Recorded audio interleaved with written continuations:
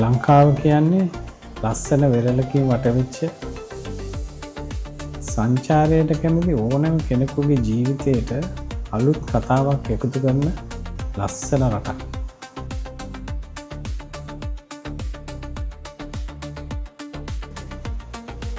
අපේ පළවෙනි වීඩියෝ එක විදිහට අපි 4 දෙනාම ගිය ගමනක් දාන්න හිතුණා. මේ සැරේ අපේ ගමනාන්තය වුණේ බෙන්තොට.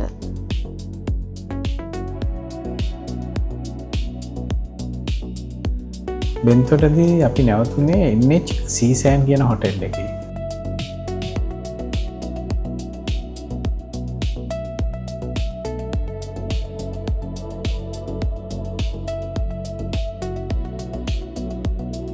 විවේකය, විනෝදය, අමතක නොවන මතකයනුත් එක්ක මේ ගමන අපිට විශේෂ එකක් වුණා.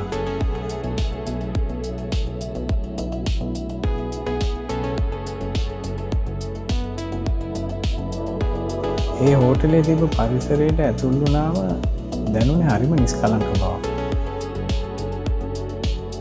මේ හෝටලේ නගරයට කිට්ටුවෙම තිබුණට නගරෙන් ගොඩක් ඈත තැනක් වගේ තමයි දැනෙන්නේ.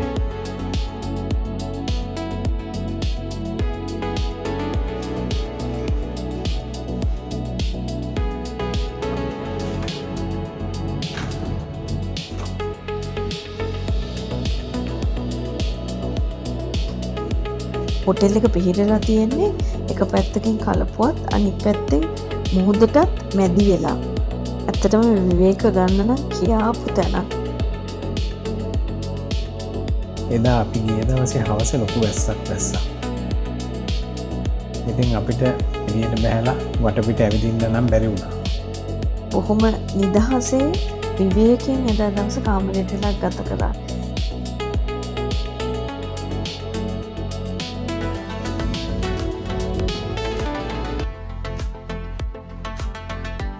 එදා රෑ හොඳ බුෆේ එකක් තිබ්බා. කෑම හරිම රසයි. ඒ වගේම ගොඩක් වෙරයිටිස්ුත් තිබ්බා. කොහොමරි වෙනදට වැඩි කලින් කෑම ටිකක් කාලා කලින්ම නිදාගන්න ගියා. අපිට ඉතුරු වෙලා තිබ්බේ දෙවෙනි දවසේ විතරක් හින්දා ටිකක් උදෙන්ම කාමරෙන් එළියට බැස්සා. බ්‍රෙක්ෆාස්ට් එකකින් පස්සේ අපි ගියේ වෝටර් ස්පෝර්ට්ස් කරන තැනට. එතන හොටෙල් එකට එන ගෙස්ලට ලගුන් එකේ තියෙන හැම වෝටර් ස්පෝර්ට් එකක්ම කරන්න පුළුවන් විදිහට හොටෙල් එකෙන් පහසුකම් සපයලා තිබුණා. හැබැයි අපි තෝරාගත්තේ සෝෆා රයිඩ් එකයි ලගුන් එකේ බෝට් සෆාරි එකයි.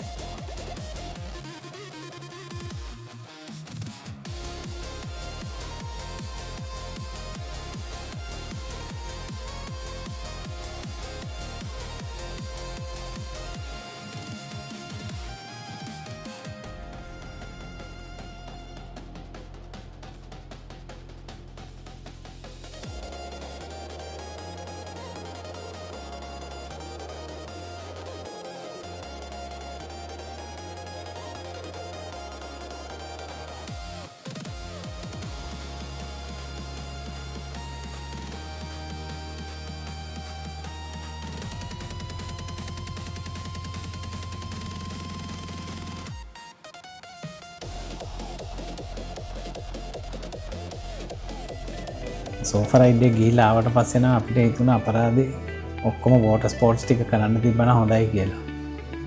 ඒ හින්දා අපි හිතාගත්තා අනිවාර්යයෙන්ම ආපහු සැරයක් මෙතෙන්ට එන්න ඕනේ කියලා. මේ ගමනේ ලස්සනම අත්දැකීම වුණේ අර කඩොලාන අතරින් ගිය බෝට් සෆාරි එක.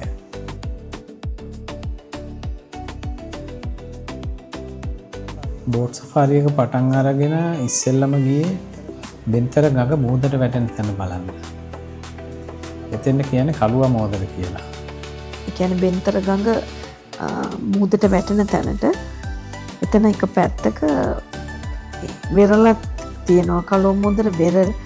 මම හිතන්නේ අර සුනිල් පෙරේර මහත්මයාගේ ගීතයක් තියෙන්නේ මේ වෙරළ ගැන වෙන්න ඕනි.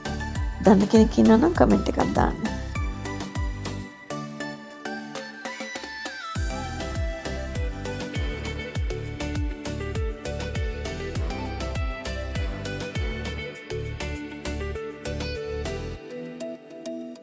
ඊට පස්සේ අපි කළුවා මෝදර පාලම යටින් ගිහිල්ලා ඒ ලස්සන පරිසරයට ඇතුල් වුණා.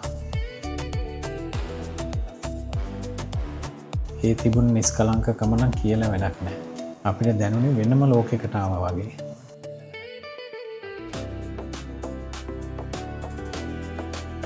අපි එතන ගොඩක් වෙලා හිටියා. හැබැයි කතා කළේ නම් ගොඩක් අඩුයි.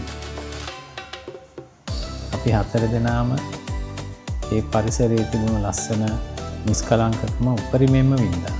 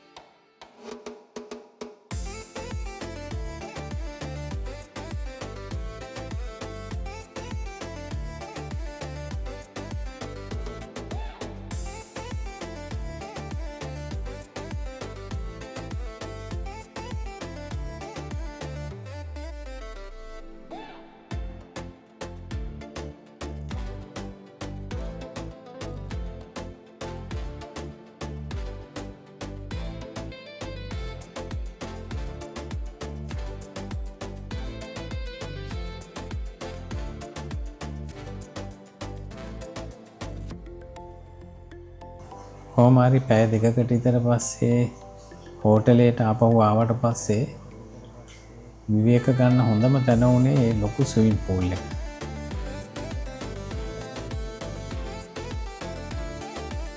එතන මෙහා පැත්තෙන් තිබුණේ වෙරළ. හැබැයි ඒ දවස්වල වාරකම් හින්දා මුහුදට නම් බහින්න බැරි වුණා. පොඩි දෙන්න නම් බලාගෙන හිටියේ මුහුදට බහින්න. එයාලට තමයි ගොඩක් දුක.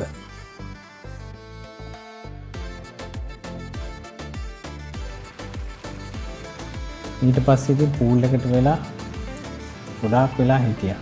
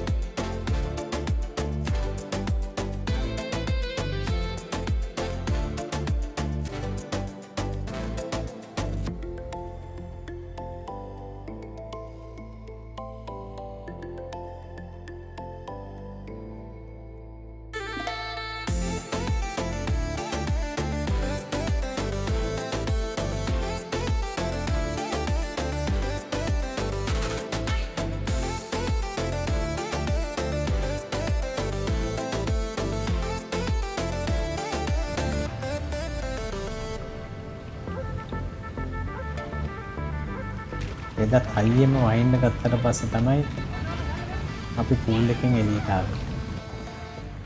ඇත්තටම NHC හොටෙල් එකට ආපු ගමන අපිට අමතක නොවන අත්දැකීමක් ලබා දුන්නා.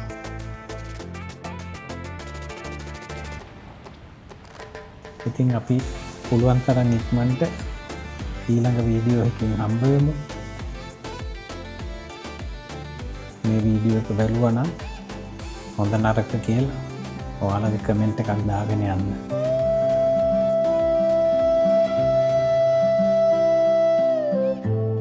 ඉතින් මේ වීඩියෝ එක බලුවට ගොඩක් ස්තුතියි.